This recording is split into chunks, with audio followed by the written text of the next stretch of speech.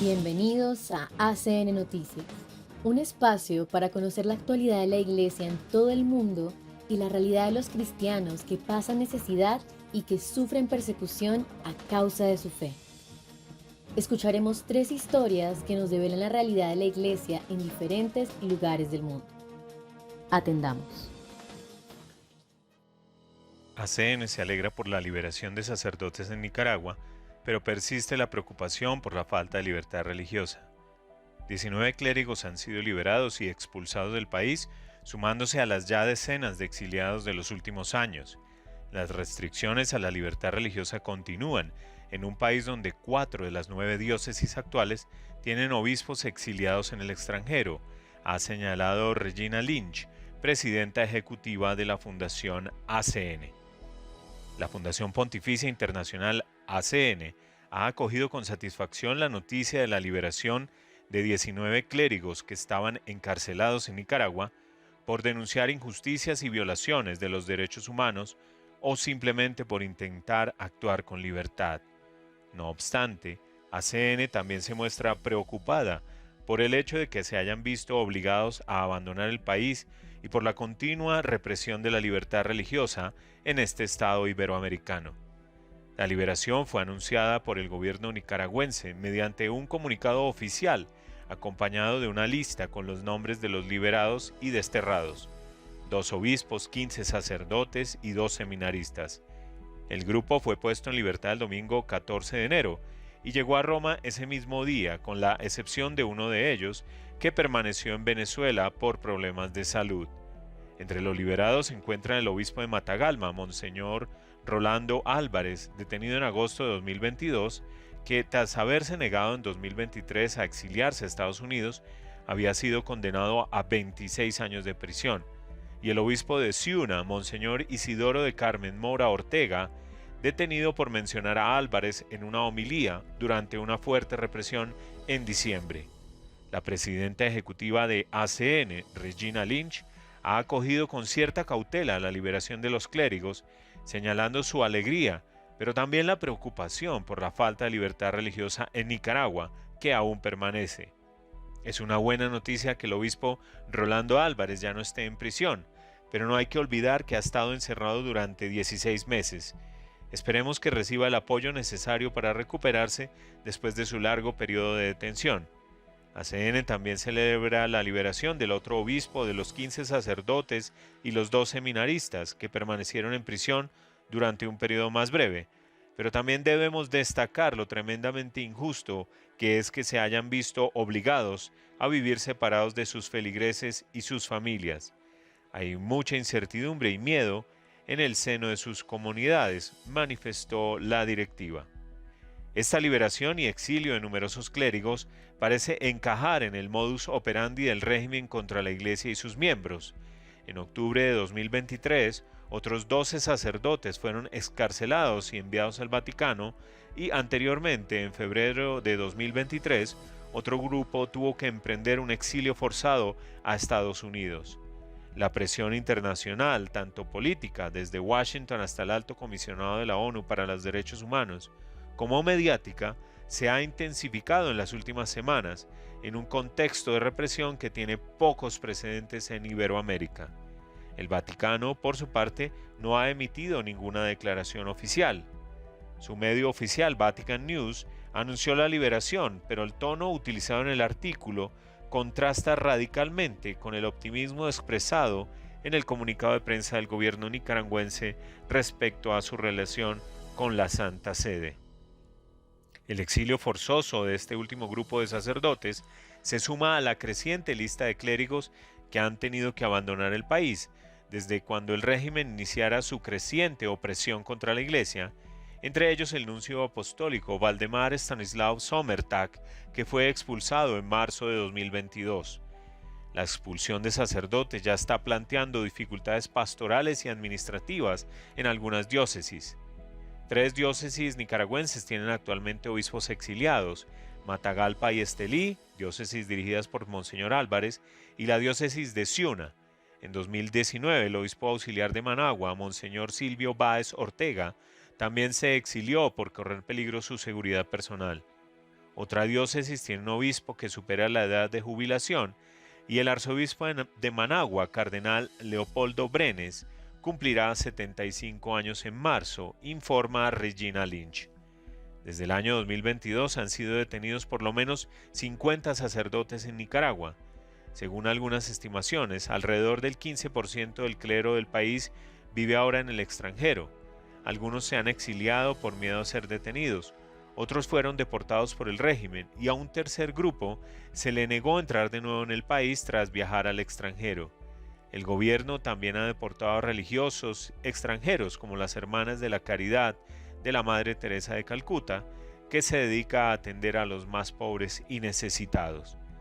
La libertad religiosa es una de las piedras angulares de la libertad, y los regímenes autocráticos siempre temen el testimonio y la voz de quienes dedican su vida a vivir y difundir el Evangelio del amor.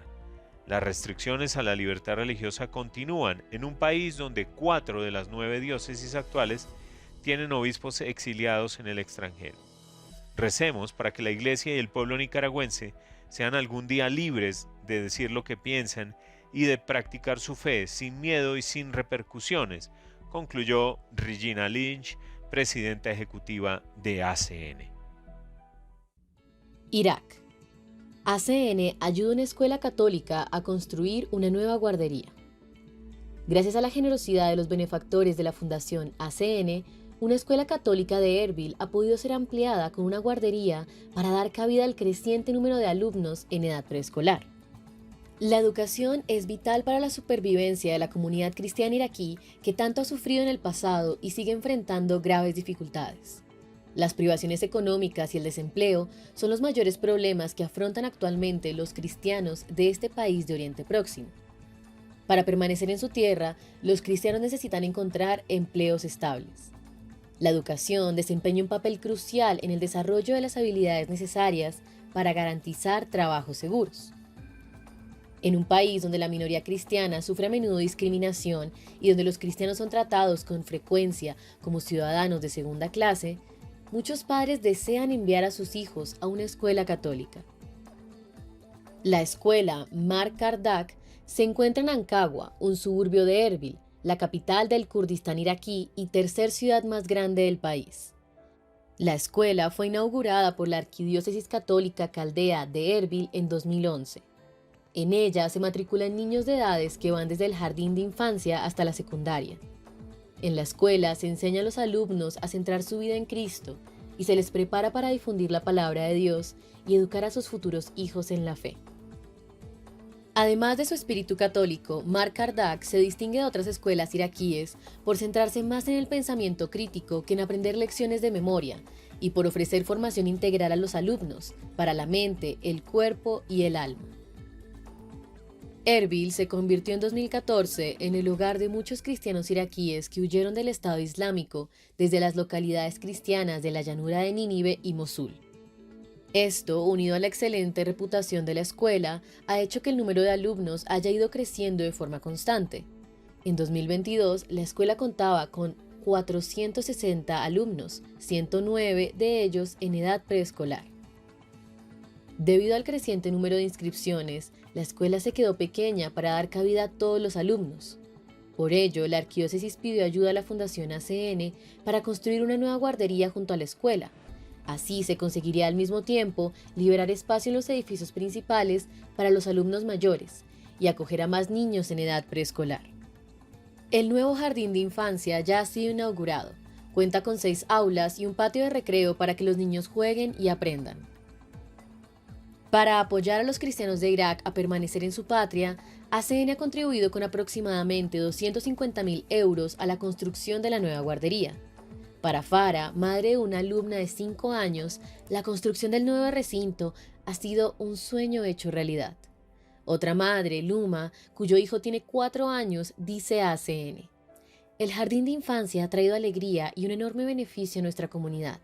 Veo la alegría en mi hijo y en otros niños que corren hacia el jardín de infantes con auténtica felicidad. Es maravilloso presenciar a los maestros dedicados, con sus rostros llenos de contento al recibir a mi hijo y a los otros niños. Sé que harán lo posible para que las jornadas de mi hijo en la guardería estén llenas de alegría, aprendizaje y amor. gracias a ACN. Concluye. Nigeria, sin justicia para las 300 personas masacradas en Nochebuena. 3 semanas después de que unos extremistas asesinaran a más de 300 personas, quemaran pueblos enteros y destruyeran reservas de alimentos en ataques coordinados en el estado nigeriano de Plateau, ninguno de los perpetradores ha tenido que rendir cuentas. Masara Kim, un periodista local cuyo primo fue asesinado, ha informado a la Fundación Pontificia ACN que en la Nochebuena de 2023 cientos de asaltantes invadieron más de 30 pueblos, al menos 20 de ellos simultáneamente, disparando a la gente con ametralladoras, incendiando casas y provocando el desplazamiento de miles de habitantes que perdieron sus hogares y bienes. Muchos de ellos se alojan actualmente en edificios de la iglesia, según ha indicado el padre Andrew Dewan, director de comunicaciones de la diócesis de Panchkin, lugar donde se produjeron la mayoría de los ataques. El padre Dewan ha comunicado a ACN que en la ciudad de Bokos hay hasta 16 campos de desplazados, la mayoría en torno a edificios de la iglesia. En situaciones como esta, la gente suele acudir a las iglesias antes que a las comisarías porque no confía en las instituciones gubernamentales. El padre Dewan afirma que ha habido más asesinatos en la zona en las últimas 24 horas y que la gente no se siente segura, ya que los agentes de las fuerzas de seguridad que no dispararon ni una bala durante los ataques son los mismos que patrullan de vez en cuando. Y añade el sacerdote: hemos sabido de algunas detenciones, pero de ningún enjuiciamiento, para gran frustración de los supervivientes y las familias de las víctimas. Estamos acostumbrados a esta farsa. A menudo a los agresores se los detiene y luego se les deja en libertad. Los políticos pronuncian discursos que no contienen ni una pizca de verdad. Hacen promesas y se comprometen a rehabilitar y reinsertar a todos los desplazados en sus hogares ancestrales, pero a menudo no cumplen.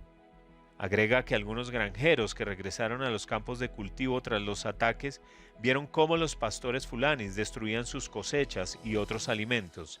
El padre Dewan y distintas fuentes locales han comunicado a ACN que los extremistas quemaron muchas granjas, graneros y almacenes de alimentos, provocando una grave escasez de víveres. El sacerdote explica: la hambruna, que ya existía antes, se ha visto agravada por estos ataques. Durante la última temporada agrícola, muchos campesinos no pudieron acudir a sus granjas debido a ataques previos.